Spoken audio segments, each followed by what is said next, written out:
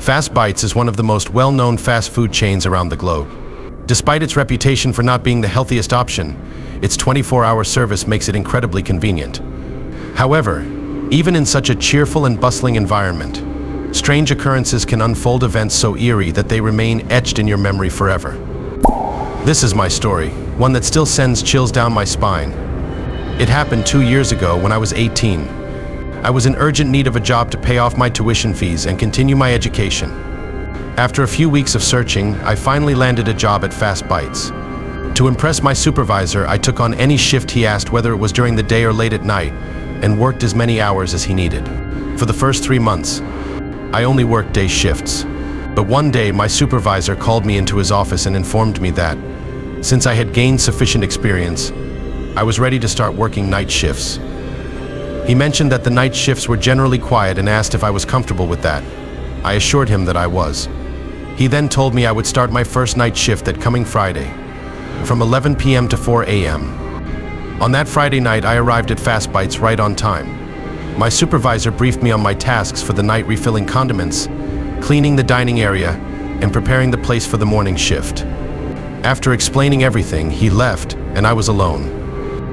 The restaurant was unusually quiet that night, but I didn't pay much attention since I was focused on my tasks. Time passed quickly, and before I knew it, it was 1 a.m. I found it a bit strange that no customers had come in so far, but I brushed it off, eager to finish my work.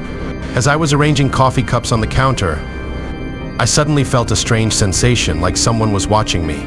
I tried to ignore it, attributing it to my lack of experience with night shifts in the late hour. But then, I caught a glimpse of something out of the corner of my eye.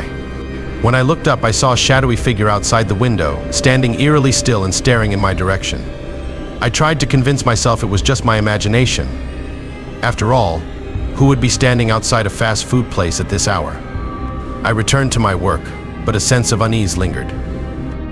A little later, I couldn't resist glancing at the window again. This time, the figure seemed closer. My heart raced, but I tried to reassure myself that it was just the fatigue playing tricks on me. Determined not to look outside again, I focused on cleaning the tables. Just as I started to calm down, I heard a loud thud. My heart skipped a beat as I turned to the window, and what I saw made my blood run cold. A monstrous figure with glowing red eyes was staring directly at me, its fists pounding against the glass. I couldn't stay there another second. I quickly flipped the sign on the front door to close, grabbed my things, and dashed to my car. My hands trembled as I fumbled with the keys, but I finally managed to start the engine and sped away from the restaurant. As I drove home, I called my supervisor and told him that I wasn't feeling well and had to leave early. He didn't ask any questions and told me it was okay. I knew I couldn't tell him what really happened. He would never believe me, and I'd sound ridiculous. That night, as I finally reached home and locked the door behind me, I made a vow to myself I would never, under any circumstances, work a night shift at Fast Bites again, even if it meant finding a new job.